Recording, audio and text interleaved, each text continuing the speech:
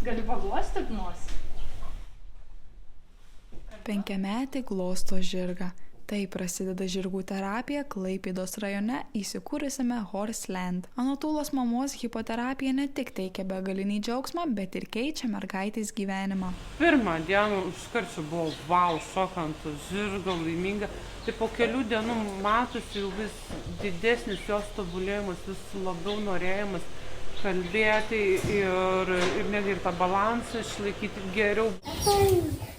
Ir specialistai stebi, kaip vaikus veikia žirgai. Net kai šokuoja ar maitina, tai negalią turinčius vaikus atpalaiduoja. Sakau, kartais vaikams reikia, atrodo, to ne tiek jojimo, kiek buvimo su žirgu. Būtent tokie pasiglostymai, ne, kai apsikabina. Ir jis kažkaip pajaučia ir jis išbūna. Atrodo, dar galvą leidžia, kad apsikabintų, kad paglostytų. Pasak hipoterapijos specialisčių, net sergantys cerebriniu paralyžiumi išsitiesia, stiprėja raumenys. Kitiems vaikams žirgai padeda kovoti su baimėmis, raidos sutrikimais. Ir pirmą dieną, kai vyko terapija, jinai tiek šnekėjo, pirmą kartą savaitės limitą žodžių išnaudojo per tą dieną. Ir taip dabar kiekvieną dieną vis daugiau yra tų pasisakymų sąmojingų. Štai senjoras ponis Antonis ruošiamas terapijos seansui. Specialistai sako, kad ne visi, nors ir ramūs žirgai yra tinkami terapijai. Tam žirgai turi lankyti mokyklą. Tai yra specialios technikos. Taip sakant, kaip kartais tą žirgą paruošti. Nenorėčiau sakyti, gąsdinti, bet yra vienas iš tų būdų, tiesiog įvairius dirgiklius jam rodyti, bandyti, priliesti, su maišeliais būna visokių žaidimų, su skėčiais, nes jie daug skėčių, daug kas bijo. Tai tokių yra specialių metodikų. Klaipėdos hipoterapijos centre yra 2 apmokyti terapiniai žirgai. Jeigu pacientas turi cerebrinį paralyžių, diplegiją ir jam sunku kojas išplėsti, daryti tą atitraukimą platų, tai tuomet, aišku, sodinsim ant Antonio, jisai yra mažesnis, jis yra siauresnis ir taip galime pasiekti geresnį terapijos efektą. Ir visiškai kitokia kika. Jeigu vaikai yra didesni jau, sodinam ant kikos. Taip pat ant kikos galima sodinti, kadangi jos numera yra plati.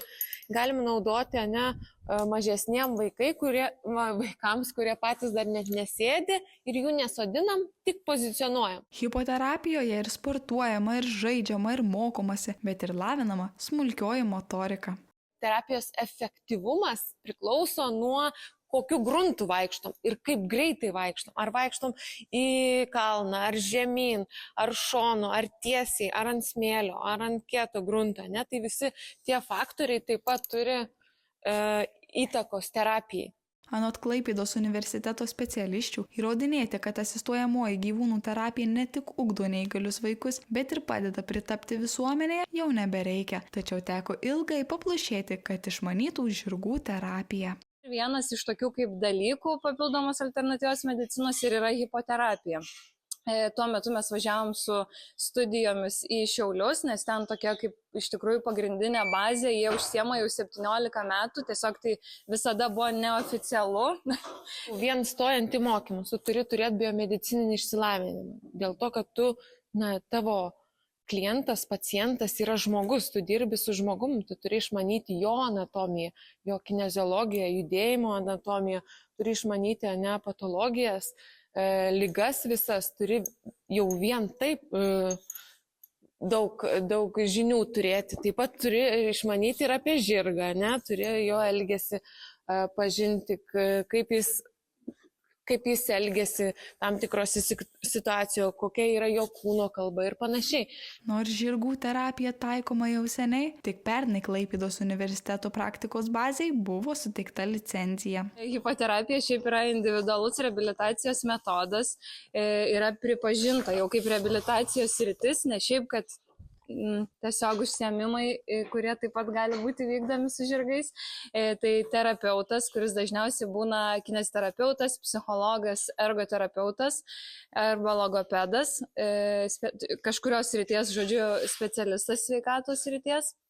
Yra su žirgu kaip komanda darbuojasi ir priklausomai nuo to, kas yra reikalinga vaikui, gali būti terapiniai tikslai sutelkti į motorinius, psichologinius, logopedinius, edukacinius arba tiesiog mokomuosius dalykus, ko tam vaikui tuo metu reikia. Hipoterapeučių licenzijas Lietuvoje gavo ir čia dirbančios specialistės, kurios per 6 metus padėjo daugiau kaip 300 vaikų. Licenzija parodo, kad žmogus jau yra, kadangi turi ir egzaminus po to, ir praktikos atsiskaitimą, kad jis turi pakankamai žinių ir gebėjimo atlikti hipoterapijos procedūrą.